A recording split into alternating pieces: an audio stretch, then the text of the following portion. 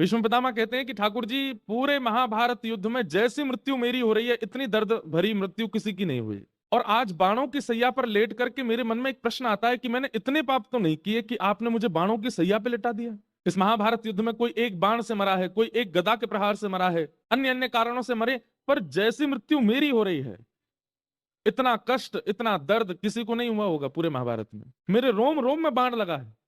ठाकुर जी बोले तो, बोले मैं ये कहना चाहता हूं नाथ, मैंने इतना पाप तो नहीं किया कि आपने मुझे ऐसा कष्ट दिया। और मुझे अपने 100 जन्मों की याद है कि मैंने इतना बड़ा पाप कभी किया नहीं कि मुझे ऐसा मृत्यु का मुख देखना पड़े। ठाकुर जी बोले, पहली बात, जन्म केवल 100 होते हैं एक मानव के, जन्म केवल 100 होते हैं मानव के, 101 भी तो हो सकते हैं। आपको अपने 100 जन्मों की याद है, 101वें जन्म की याद है आपको, आपने तब क्या किया था? भीष्म पितामह बोले, नहीं, 101वां तो याद नहीं है। ठाकुर जी ने 101वां जन्म याद दिलाया।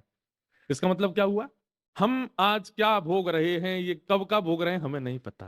ये हमारे कौन से जन्म का कर्म है, कब का प्रारब्ध है, इसके चिंतन में ज्यादा मत रहिए। मैंने ऐसा क्या कर दिया जो मैं ये भोग रहा हूं, मैंने ऐसा क्या किया। कई बार आप लोग देखेंगे महापापी लोग बहुत प्रसन्न घूमते हैं, कुछ नहीं होता उनको। कई बार इकट्ठा करते हैं ठाकुर जी पर, एक साथ देते हैं, एक साथ बेचते हैं, एक साथ करते हैं, पर पाप होते हुए देखना महापाप।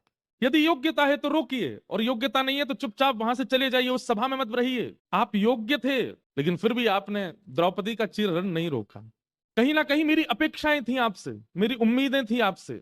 मैंने उस समय द्रौपदी के चीरहरण के समय जब दृष्टि घुमा करके पूरी सभागृह में देखा, सब पर मुझे विश्वास था कि ये तो ऐसे ही हैं, ये तो चाहते ही हैं कि द्रौपदी निर्वस्त्र हो। पर जब आप पर दृष्टि गई तो मेरी नजर भी नीची हो गई कि भीष्म पितामह ये भी देख रहे हैं द्रौपदी का चीरहरण। उस दिन मैंने विचार किया था कि योग्य होते हुए भी गलत को न रोकता है, उसको ऐसा ही कष्ट होगा। हम आप सब योग्य हैं। क्यों? क्योंकि हम कथा सुनते हैं, हम वृंदावन जाते हैं, हम तिलक लगाते हैं, हम एकादशी करते हैं, हम गले में कंठी माला पहनते हैं, हम नाम जप करते हैं, हम संत जनों को प्रणाम करते हैं। हम लोग संसारी व्यवहारों से अलग हैं, तो कहीं ना कहीं हम योग्य हैं। ठाकुर जी को हमसे उम्मीदें हैं। हमारे द्वारा जब कुछ गलत किया जाता है तो कई बार पापी को इतना कष्ट नहीं होता जितना कष्ट हमको दिया जाता है।